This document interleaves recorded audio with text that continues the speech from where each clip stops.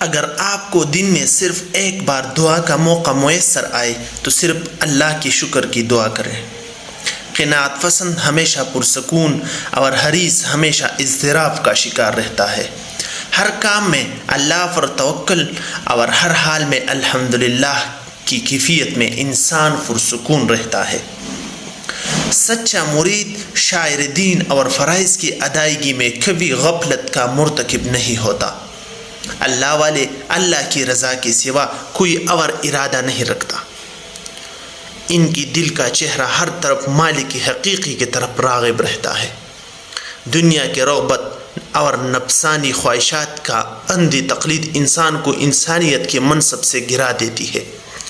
بری عادات کو ترک کر دینا اور دل کا طلب حق کے لیے بیدار ہو جانا ارادیت یا کسی کے مرید ہونا کہلاتا ہے۔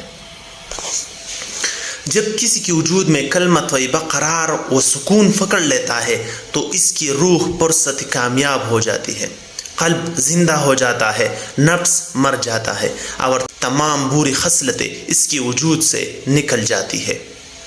لالچ میں آ کر یا بوریت دور کرنے کے لیے 4 دن کی محنت نامی تعلق کی خاطر اپنے شخصیت خراب نہیں کرنی چاہیے۔ اپنی پرسنالٹی بہتر رکھے، آپ کو بہتر لوگ ملیں گے۔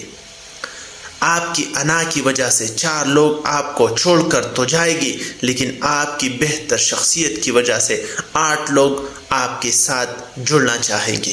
والسلام۔